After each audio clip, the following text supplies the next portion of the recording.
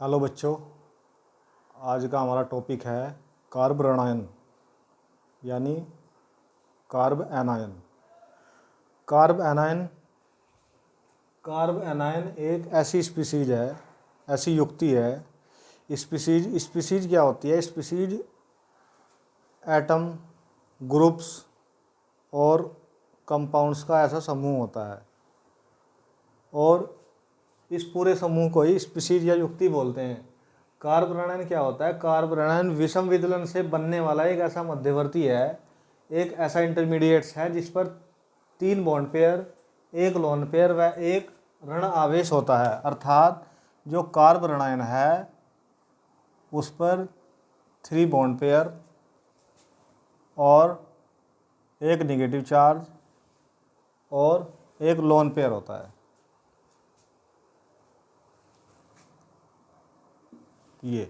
ये हमारा है कार्ब एनायन।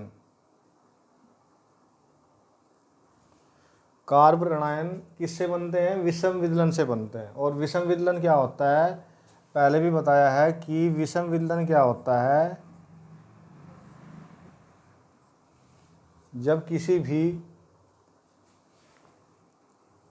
किसी भी साझे के इलेक्ट्रॉन को अलग किया जाता है, तोड़ा जाता है उस बॉन्ड को, तो साझे के जो इलेक्ट्रॉन हैं इस बॉन्ड को तोड़ा जाता है। तो साझे के इलेक्ट्रॉन में यदि किसी एक ही परमाणु पर शिफ्ट हो जाएं, जैसे कि वे एक तो कार्बन के पास खुद का इलेक्ट्रॉन है और इसके पास एक एक्स का जो साझे का इलेक्ट्रॉन है वो भी चला जाएगा।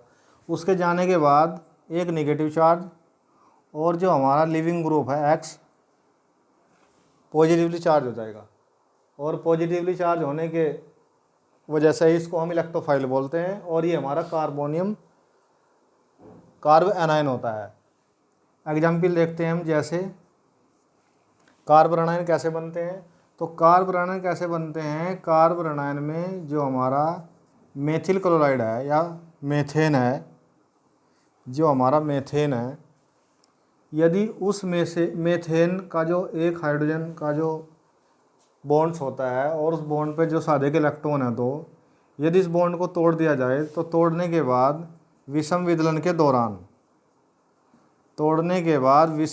के दौरान ये इलेक्ट्रॉन दोनों कार्बन के पास ही चले जाएं तो कार्बन के पास एक लोन पेयर और एक निगेटिव चार्ज आ जाएगा और H पॉजिटिव यानी इलेक्ट्रोफाइल बाहर निकल जाएगा। इलेक्ट्रोफाइल यानी H पॉजिटिव। उसके बाद हम कार्ब ऋणायन की विशेषताएं देखते हैं। कार्ब ऋणायन की जो विशेषताएं होती हैं वो ये है कि देखिए, कार्ब ऋणायन की आउटर मोस्ट शेल में कितने इलेक्ट्रॉन हैं? जो हमारा कार्ब ऋणायन है 3 सिग्मा बॉन्ड का मतलब है एक सिग्मा बॉन्ड के पास 2 इलेक्ट्रॉन, तो 2 4 6 और 2 8 इलेक्ट्रॉन है इसके पास। 8 इलेक्ट्रॉन है तो इसका ऑक्टेट भी कंप्लीट है, तो इसलिए ये क्या होगा? अस्थायी होगा। अर्थात यह अस्थायी होता है, यह अस्थायी होता है। दूसरी जो इसकी विशेषता है वो ये है कि यह बहुत क्रियाशील भी होता है। यह बहुत क्रियाशील होता है। यह बहुत क्रियाशील होता है और क्रियाशील होने के साथ साथ ही यह अस्थायी भी होता है। और इनका जो व्यवहार है, तीसरी जो विशेषताएं हैं इसकी वो ये है कि इनका जो व्यवहार है, इनका व्यवहार यानी कार्ब ऋणायन का व्यवहार न्यूक्लियोफाइल न्यूक्लियोफाइल जैसा होता है। न्यूक्लियोफाइल जैसा होता है। चौथी जो हमारी विशेषता है वो कार्ब ऋणायन की विशेषता ये है कि ये इलेक्ट्रॉन स्नेही भी होते हैं। ये इलेक्ट्रॉन स्नेही होते हैं। ये इलेक्ट्रॉन स्नेही होते हैं और अभिक्रिया करके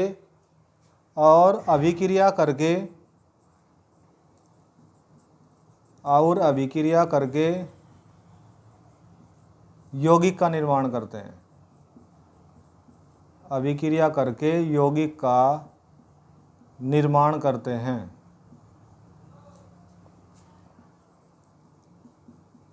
यौगिक का निर्माण करते हैं। जैसे जो हमारा मेथिल कार्बोनाइन है, यदि मेथिल कार्बोनाइन की रिएक्शन हम कराते हैं H पॉजिटिव यानी इलेक्ट्रोफाइल से, तो इलेक्ट्रोफाइल से कराने के बाद ये जो हमारा लोन पेयर है ये एक बॉन्ड बनाएगा हाइड्रोजन के साथ में और एक कंपाउंड का निर्माण होगा जिसको हम मेथेन बोलते हैं। ठीक है बच्चों, जो चौथी विशेषता हमारी क्या है, जो कार्बोनाइन है वो इलेक्ट्रॉन स्नेही होते हैं और अभिक्रिया करके यौगिक का निर्माण करते हैं। जैसे मेथिल कार्बोनाइन है, इसने रिएक्शन की इलेक्ट्रोफाइल यानी H पॉजिटिव के साथ में, तो इसने बॉन्ड बनाया कार्बन के साथ में और बॉन्ड बनाने के बाद एक कंपाउंड का निर्माण किया जिसको हम मेथेन कहते हैं। पांचवी इसकी विशेषता ये होती है कि ये इलेक्ट्रॉन आकर्षी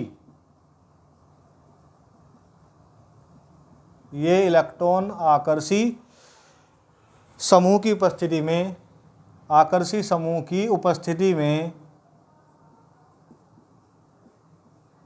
उपस्थिति में यानी जैसे CH2 और NO2 होते हैं, उपस्थिति में कम क्रियाशील होते हैं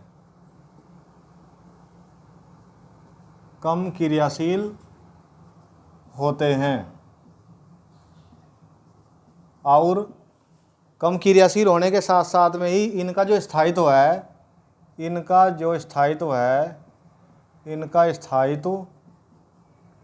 अधिक होता है। जैसे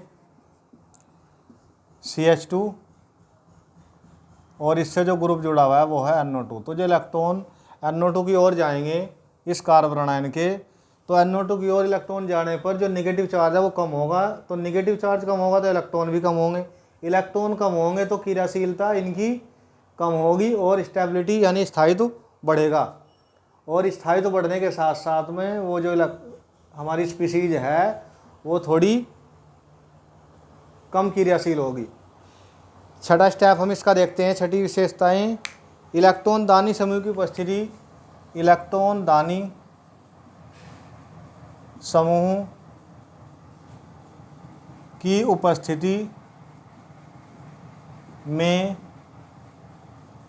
उपस्थिति में यह अधिक क्रियाशील होता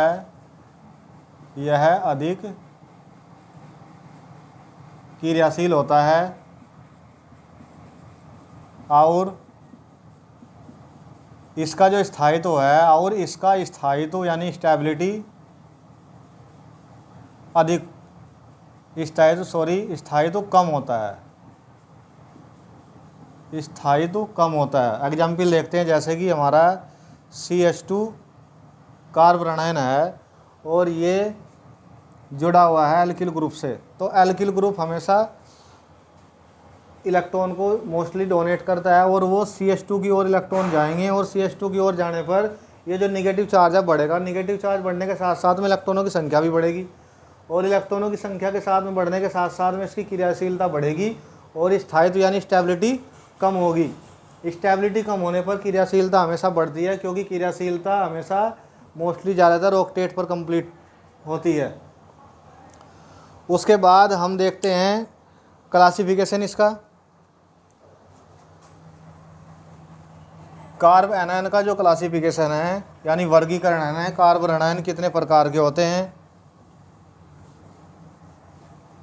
तो कार्ब एनायन का जो क्लासिफिकेशन है इसमें जो कार्ब एनायन है, जैसे कि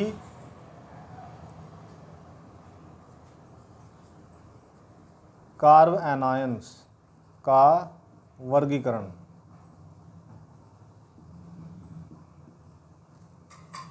फर्स्ट हमारा होता है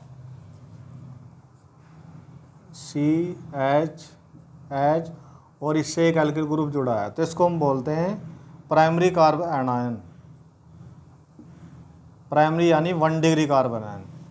तो 1 डिग्री क्यों बोलते हैं इसको? जब जो माइनस चार्ज है, नेगेटिव चार्ज है, उस कार्बन पर होता है जिससे एक C और जुड़ा हो। यानी कि जो हमारा जो एल्किल ग्रुप है, एल्किल ग्रुप जो CH3 होता है, तो ये C ने बॉन्ड बनाया हुआ है, ना कि H ने। तो इसलिए इसको हम बोलते हैं प्राइमरी कार्बन आयन। और उसी के साथ साथ में एक होता है हमारा मिथाइल कार्बन आयन, इसको भी हम प्राइमरी कार्बन आयन ही बोलते हैं। उसके बाद एक सेकंड होता है हमारा secondary carbon ion. Secondary carbon ion किसको बोलते हैं? जिस कार्बन के ऊपर नेगेटिव चार्ज है, यदि वो कार्बन 2 कार्बन से अटैच हो, यानी कि 2 एल्किल ग्रुप से अटैच हो, तो उसको बोलते हैं हम secondary carbon ion. Secondary carbon ion या 2 डिग्री कार्बन आयन। उसके बाद थर्ड जो हमारा है वो है टर्सरी कार्बन आयन। यदि नेगेटिव चार्ज उस कार्बन पर होता है जिससे 3 C यानी 3 कार्बन जुड़े हों, अर्थात 3 एल्किल ग्रुप जुड़े हों, तो उसको हम बोलते हैं टर्सरी कार्बन आयन या टर्सरी कार्ब एनायन या 3 डिग्री कार्बन आयन। तो ये कार्बन आयन के 3 टाइप्स हैं, primary carbon ion, secondary carbon ion और टर्सरी। उसके बाद स्ट्रक्चर ऑफ कार्बन आयन देखते हैं। Structure of carb anion. Carb anion की जो स्ट्रक्चर है वो कैसी होती है?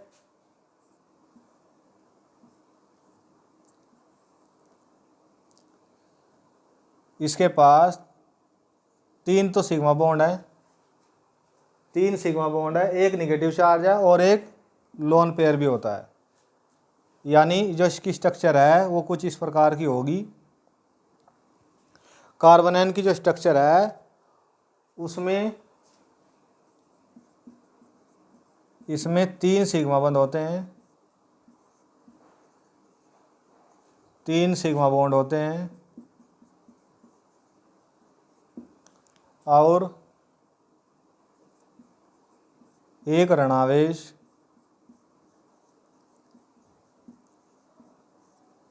और एक लोन पेयर। कार्बन आयन में एक लोन पेयर होता है। लोन पेयर होने के साथ साथ में एक ऑर्बिटल्स की संख्या और बढ़ जाती है, यानी कि 3 ऑर्बिटल्स तो हमारे 3 सिग्मा बॉन्ड के अनुसार है और एक ही हो जाएगा। तो इसका जो संकरण है अब क्या होगा? जो कार्बन आयन का संकरण होता है उसमें sp3 संकरण होता है, क्योंकि जो हमारे ऑर्बिटल्स हैं वे ऑर्बिटल 4 होते हैं और जो इसकी स्ट्रक्चर शेप यानी शेप होती है, इसकी शेप जो होती है वो ट्राइगोनल पिरामिडल होती है। इसकी जो शेप है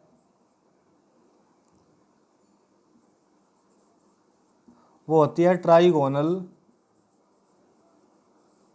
पिरामिडल।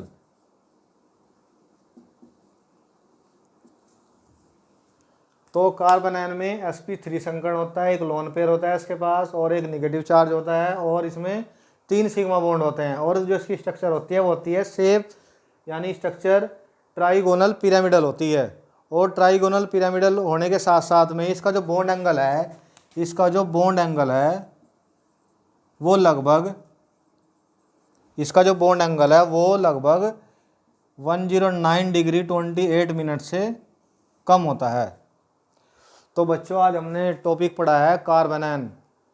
कार्बन आयन एक ऐसी युक्ति है, एक ऐसा ग्रुप है जो कि विषम विदलन से प्राप्त होता है और इसके पास 3 बॉन्ड पेयर, एक लोन पेयर व एक नेगेटिव चार्ज होता है।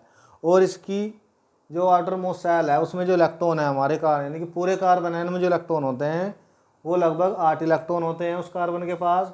और वो एक ऐसी स्पीसीज है, वो एक निगेटिवली स्पीसीज है।